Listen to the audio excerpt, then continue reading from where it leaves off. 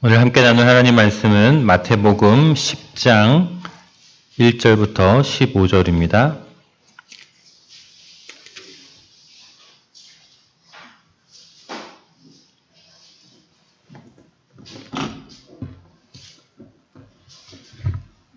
마태복음 10장 1절부터 15절까지의 말씀 함께 읽겠습니다. 예수께서 그의 12 제자를 부르사 더러운 귀신을 쫓아내며 모든 병과 모든 약한 것을 고치는 권능을 주시니라. 12 사도의 이름은 이러하니 베드로라 하는 시몬을 비롯하여 그의 형제 안드레와 세베대의 아들 야고보와 그의 형제 요한, 빌립과 바돌로메, 도마와 세리마테, 알페오의 아들 야고보와 다데오, 가나나인 시몬 및 가룟 유다 곧 예수를 판자라. 예수께서 이 12를 내보내시며 명하여 이르시되 이방인의 길로도 가지 말고 사마리아인의 고을에도 들어가지 말고 오히려 이스라엘 집에 잃어버린 양에게로 가라.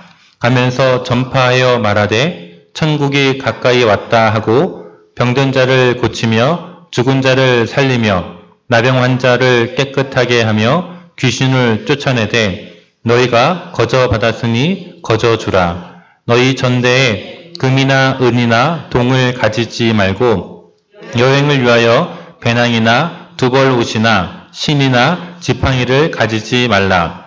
이는 일꾼이 자기의 먹는 것 받는 것이 마땅함이라. 어떤 성이나 마을에 들어가든지 그 중에 합당한 자를 찾아내어 너희가 떠나기까지 거기서 머물라. 또 그 집에 들어가면서 평안하기를 빌라. 그 집이 이에 합당하면 너희 빈 평안이 거기 임할 것이요 만일 합당하지 아니하면 그 평안이 너희에게 돌아올 것이니라. 누구든지 너희를 영접하지도 아니하고 너희 말을 듣지도 아니하거든 그 집이나 성에서 나가 너희 발에 먼지를 떨어버리라. 내가 진실로 너희에게 이르노니 심판날에 소돔과 고모라 땅이 그 성보다 견디기 쉬우니라. 아멘.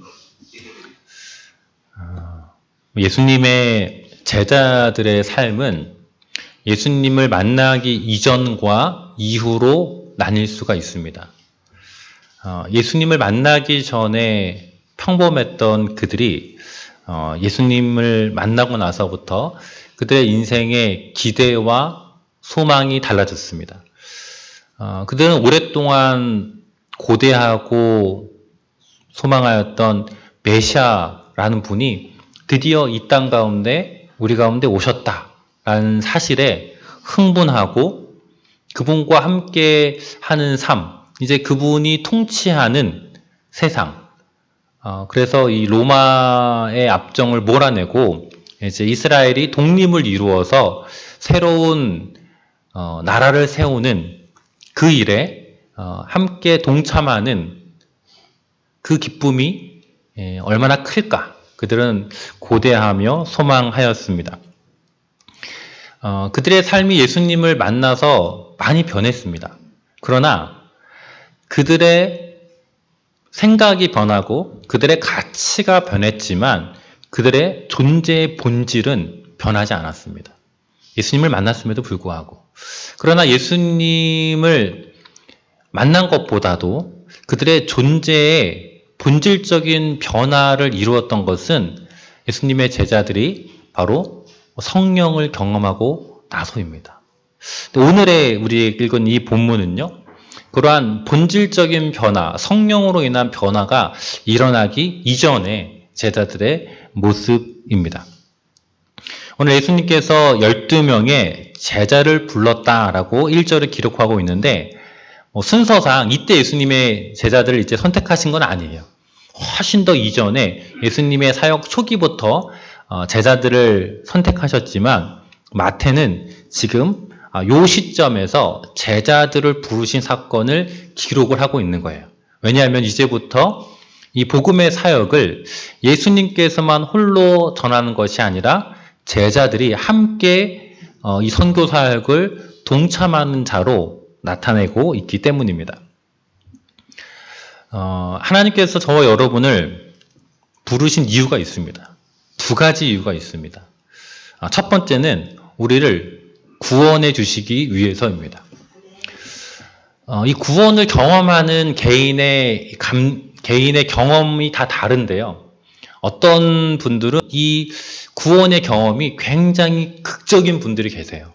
그래서 이전에 자기의 삶의 방식과 이런 생각들이 이 예수님을 딱 만나고 구원자로 모시는 순간 완전히 뒤바뀌는, 그래서 완전히 딴 사람이 되는 듯한 그런 구원을 경험하는 분들이 계세요. 그런 분들은 주로 이제 간증을 하러 다니셔요. 와, 어떻게 인간이 저렇게 달라질 수가 있지? 내가 알던 사람이 아니야. 또 자기가 느끼기에도 내가 이전의 삶과는 완전히 예수님 믿고 나서 다른 삶을 살게 되었습니다. 라고 하는 이 구원의 일에 있어서의 질적인 변화를 경험하는 분들이 계세요. 그런데 구원을 경험을 했는데 그 구원의 사건이 그렇게 막 엄청나게 충격적이거나 내 인생이 완전히 달라졌다 이런 느낌이 없이 그냥 너무나 자연스럽게 그냥 쭉 어려서부터 교회 다니고 신앙생활 하다가 그래 예수님이 나의 구원자시지 라는 사실에 대해서 막 은혜 받고 눈물 콧물 흘림이 없이 그냥 그런 거지 뭐 하면서 자연스럽게 받아들이면서 구원을 경험하시는 분들이 계세요. 이런 분들은 늘 마음에 일종의 열등감까지는 아닌데 아쉬움이 있어요. 나도 조금 더 극적인 드라마틱한 어떤 신앙의 경험을 했었더라면 하는 그래서 뭔가 이 뜨뜻미지근한 나의 신앙이 뭔가 좀 이렇게 지속성은 있지만 뭔가 열정적이지 않은 것 같은 나의 신앙에 대해서 좀 아쉬움과 불만이 찰 수 있습니다. 그것이 예수님께서 우리를 부르시는 구원의 영역에서의 일이라면, 그러나 예수님께서 우리를 부르신 것은 단지 우리를 구원하기 위해서는 아닙니다. 오늘 예수님께서 12제자를 불러주셨는데요. 그들을 내가 너희를 죄에서 구원하였다, 구원하기 위해서 너를 부른다 라고 하시지 않아요. 오히려 오늘날에도 마찬가지고요. 예수님께서 우리를 부르신 이유는 첫 번째 구원이 기본이 되긴 하지만 부르신 이유는 명백합니다. 그것은 바로 우리에게 사명을 주시기 위해서입니다. 그러니까 미션이 있는 거예요. 우리를 구원하신 것은 넌 이제 하나님의 자녀야. 하나님의 은혜 안에 살아. 라고 해서 그냥 자녀됨을 누리면서 사는 것이 아니라 그러니 이제 자녀로서 너가 해야 될 이 땅에 사명이 있다. 미션이 있다. 사실은 예수님께서 그것을 위해서 우리를 위해 십자가를 지시고 우리를 부르신 것입니다. 그런데 이 하나님께서 우리에게 주시는 이 사명은 하나님 나라의 사명이에요. 이 세상의 사명과 이 세상의 일이 아니라 하나님 나라의 사명이에요. 그래서 이 사명에 아주 독특한 변할 수 없는 특별한 법칙과 원칙이 하나 있는데 이 사명은 어떻게 이루어지느냐? 하나님의 성령의 인도하심을 통해서 이루어진다는 거예요. 이게 그냥 세상적인 어떤 과업과 업무라면 우리가 열심히 회의를 하고 계획을 잘 세우고 실천적인 딱 분들이 계시잖아요. 막 열심히 있는 분들, 그런 분들이 나서서 하면은 다 되게 되어 있어요. 세상적인 일들은 그래요. 좀 우여곡절은 있겠지만, 그러나 하나님의 일은 그렇게 해서 되지가 않아요. 머리 좋은 사람들이 모이고, 실천력이 좋은 사람들이 모이고, 발 빠른 사람들, 인간관계가 넓어가지고 인맥이 많은 사람들이 된다고 해서 되지가 않아요. 그런 것들은 하나님 나라의 일과는 상관없는 일들이에요. 하나님 나라의 일과 상관없는 교회에 많은 일들이 있을 수 있죠. 그런 일들은 하나님의 성령에 없이도, 도움이 없이도 그냥 우리의 인간적인 열심과 노력으로 인해서 얼마든지 돼요. 그러나 정말 하나님의 일이다 라고 부를 수 있는 그 일은 하나님의 성령에 의하지 아니하고는 아무것도 되지가 않습니다. 오늘 예수님께서 12제자를 불러서 무엇을 주시냐면 권능을 주세요. 권능. 어떤 권능을 주시냐? 더러운 귀신, 악한 영을 쫓아낼 수 있는 권능을 주시고요. 모든 병과 모든 약한 것을 고칠 수 있는 권능을 주세요. 능력을 주세요. 여러분, 제자들은 예수님을 열심히 따라다녔지만 이제 알겠어. 어떻게 되는지 알겠어. 그 배운 것을 가지고 귀신을 쫓아내거나 병을 고치는 사역을 할 수가 없었다는 거예요. 그 하나님의 일은, 하나님 나라의 일은 철저하게 무엇으로만 가능했느냐? 예수님께서 그들에게 주신 권능이 있어야지만 가능했던 거예요. 그들이 누구를 가서 봉사하고 섬기고 서비스하는 일들은 얼마든지 할 수 있죠. 인간적인 관계를 맺고 하는 것들은 얼마든지 할 수 있는 거예요. 그러나 귀신을 쫓아내는 것, 병을 고치는 것, 모든 약한 것을 고치는 것은 그들은 결탄코 할 수 없는 거예요. 그들이 아무리 날고 기는 사람이어도 할 수가 없는 거예요. 그것은 오직 예수님께서 주시는 권능이 있어야지만 가능했던 것입니다. 근데 예수님께서 이 제자들에게 주시는 이 권능은요, 주셨던 권능은 굉장히 일시적이었어요. 이 당시에 12제자가 이 권능을 받아서 그 권능으로 귀신을 쫓아내고 병자들을 고쳤는데 그게 예수님이 계시는 동안에 지속적으로 일어나느냐? 그러진 않아요.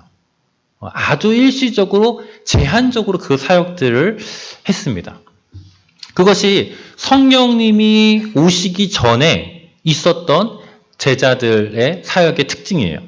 오늘 2절부터 4절까지는 그 제자들의 명단이 나와요.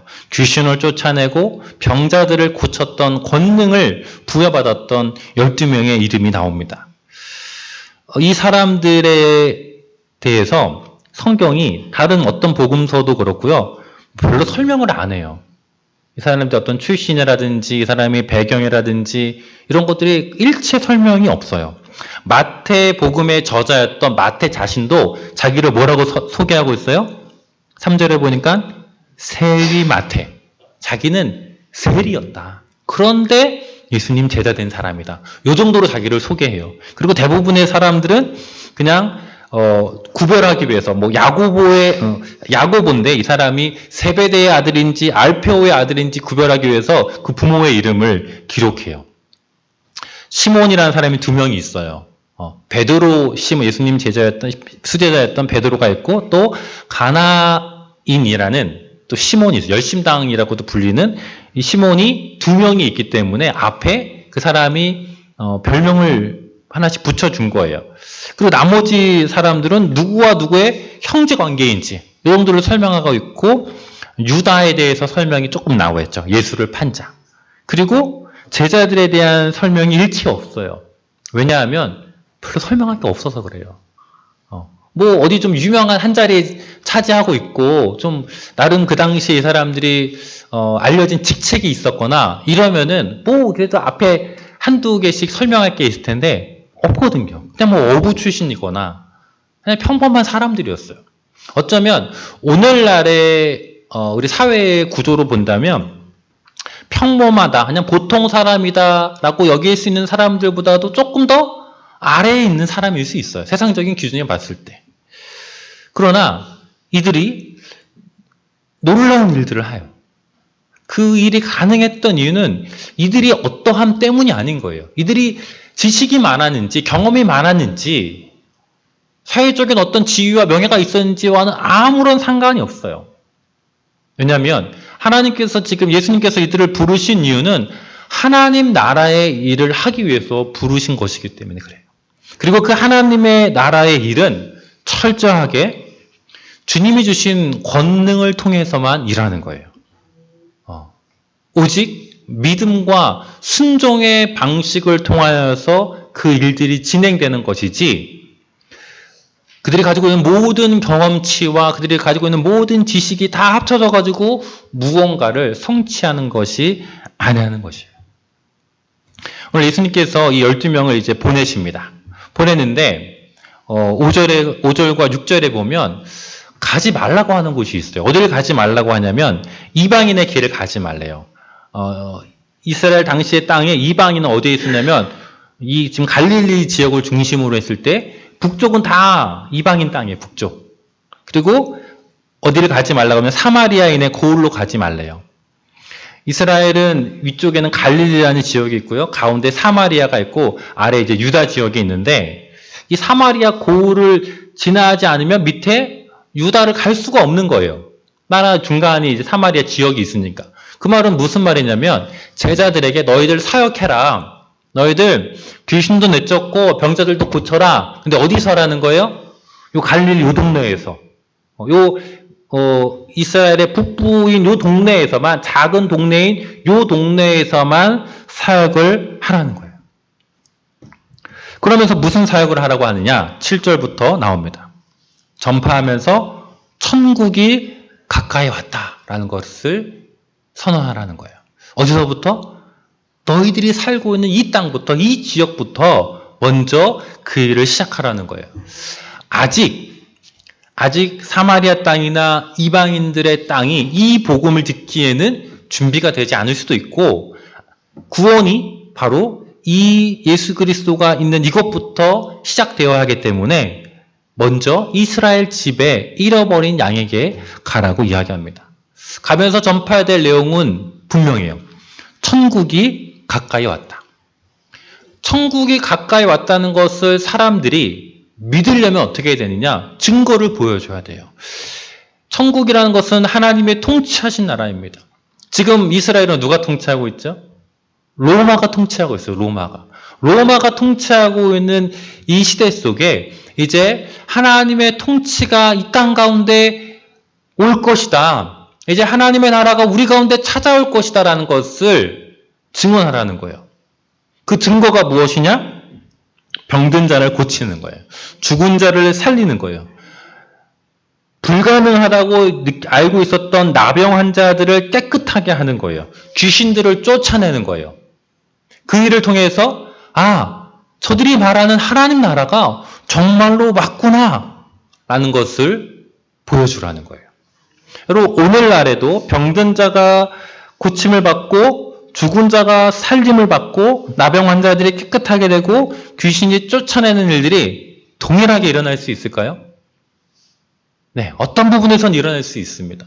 여전히 하나님의 성령께서 일하시기 때문에 나타날 수 있어요.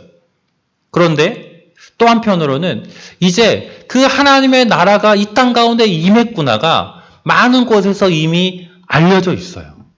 그 하나님의 나라가 예수님 당시에는 아직 임하지 않았기 때문에 굉장히 특별한 역사와 사역을 통하여서 하나님의 나라가 왔음이 증거되어야 했습니다. 그러나 오늘날 우리 시대는요, 하나님 나라가 이미 우리 시대에 도래했다는 것을 너무나 많이 알고 있어요. 신학적으로 이미 정해져 있어요. 하나님 나라는 이미 우리 가운데 왔다. 아직 완성되진 않았지만 그 나라가 이미 우리 가운데 왔다. 그래서 굳이 병든 자가 고쳐지고 죽은 자가 살아나고 귀신을 내쫓아야지만 이제 하나님 나라가 온 것이 맞구나라고 사람들이 알지 않아도 되는 시대가 된 거예요. 그러면 이제 이런 일들은 더 이상 일어나지 않는가? 아니요. 여전히 하나님의 나라가 왔다는 것을 알지 못하는 사람들에게는 이런 방식으로라도 하나님께서 일하셔야지만 그들이 그 하나님 나라를 경험하고 누릴 수 있기 때문에 여전히 이 하나님의 역사들은 일어나긴 합니다.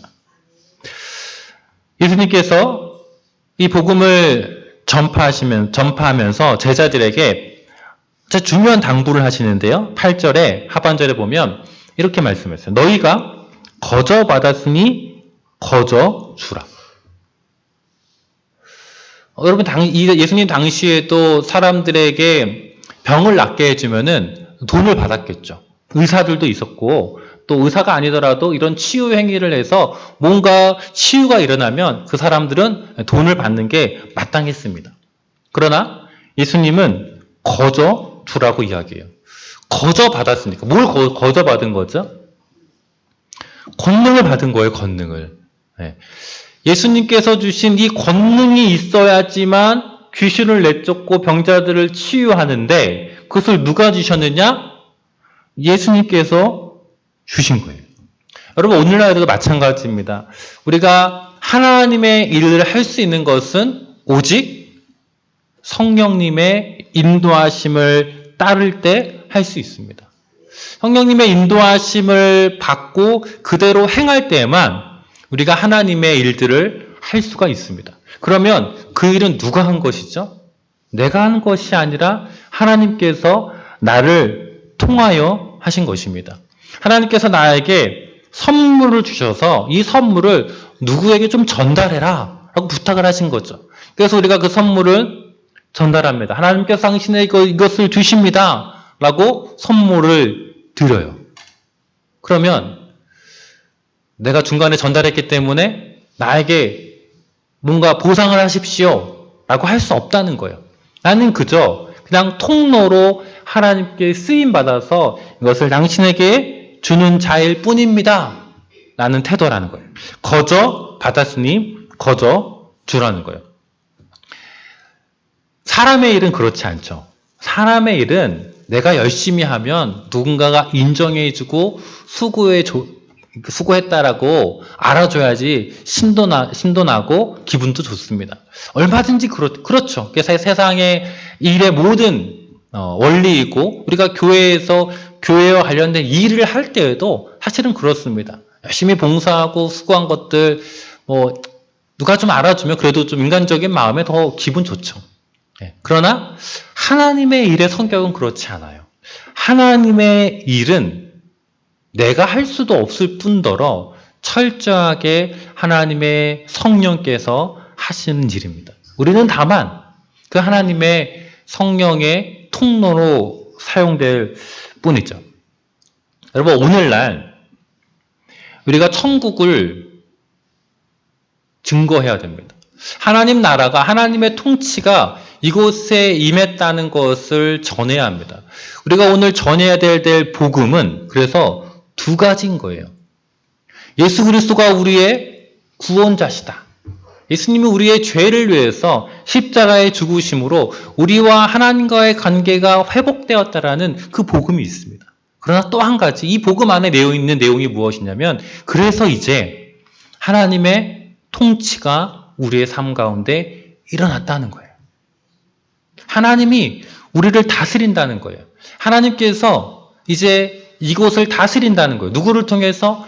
하나님의 백성들을 통해서, 하나님의 자녀들을 통해서 이제 하나님의 통치를 나타내신다는 거예요. 그래서 우리를 부르신 하나님의 뜻은 무엇이냐면 우리들로 하여금 하나님의 뜻을 나타내는 자의 삶을 사는 것입니다.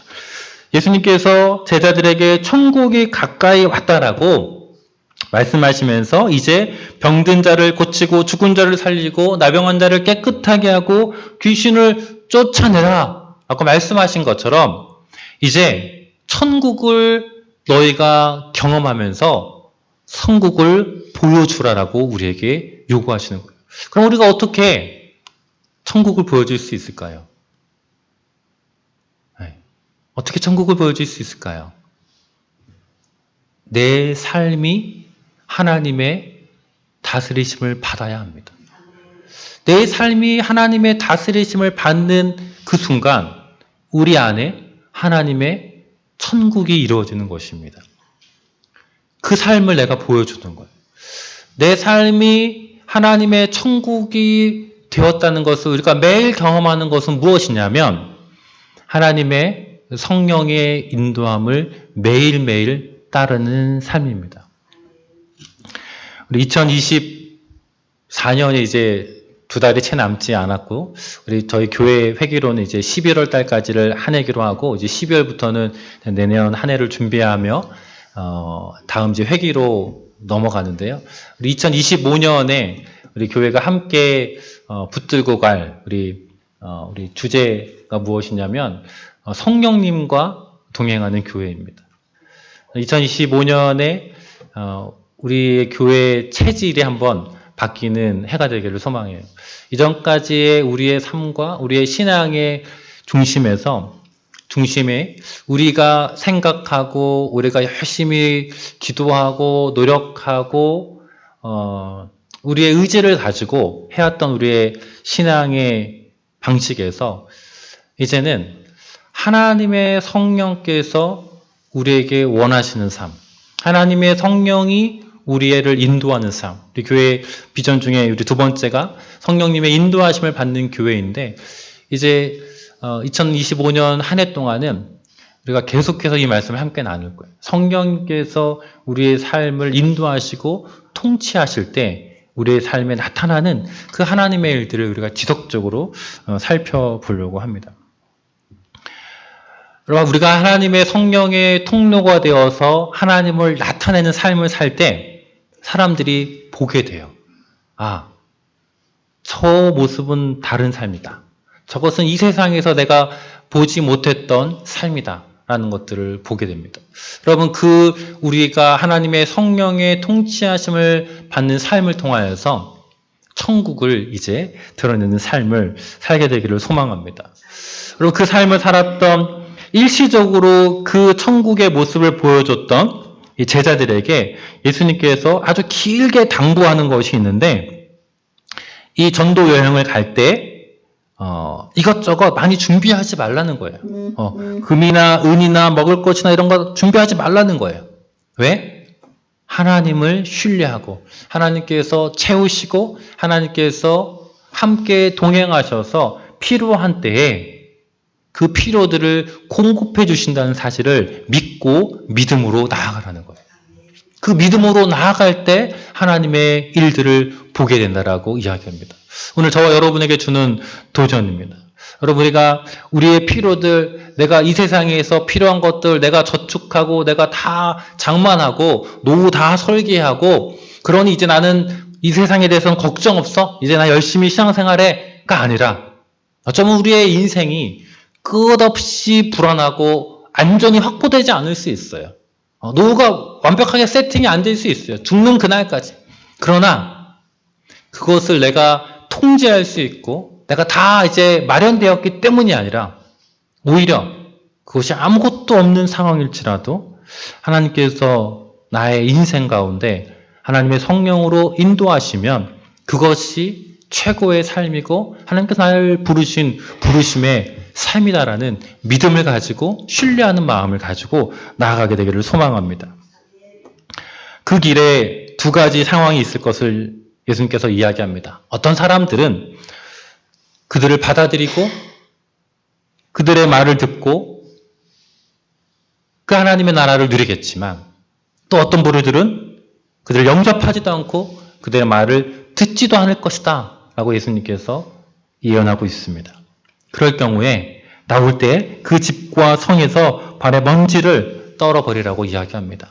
우리가 천국의 삶을 보여주는 삶을 살기 시작할 때 우리에게 일어날 수 있는 일은, 와, 저 사람의 모습이 정말 천국 같은 삶을 사네. 정말 환경과 상황과 상관없이 마음의 기쁨과 평화를 누리면서 어떻게 저렇게 살 수 있지? 그 모습을 보고서 모두가 존경하고 부러워하고 칭찬하느냐? 그렇지 않을 수도 있다는 거예요. 왜 저 사람은 유별나게 저렇게 살려고 해요? 왜 다른 사람도 믿음 생활하는데 왜 자기만 이렇게 티나게 믿음 생활하려고 해? 오히려 우리가 성령님을 따라서 살아가는 그 삶에 대해서 시기하고 질투하고 받아들이지 않는 사람들도 반드시 있다는 것입니다. 우리가 전도를 하고 우리가 하나님을 전할 때 반드시 이 두 부류의 존재의 사람들이 있습니다. 그럼에도 불구하고 저와 여러분이 하나님께서 우리를 부르신 소명은 단지 우리 자신이 구원받아서 잘 살게 되는 것이 아니라 우리를 사명으로 불러주셨습니다. 하나님의 천국을 나타내고 드러내는 삶, 그를 위해서 날마다 성령의 인도함을 따르는 삶으로 저와 여러분을 불러주셨음을 기억하면서, 하나님, 제가 그 성령님의 인도하심을 날마다 경험하는 삶을 살 수 있도록 저와 함께 해주십시오. 믿음으로 나아가는 저와 여러분 되기를 주님의 이름으로 소망합니다. 기도하겠습니다.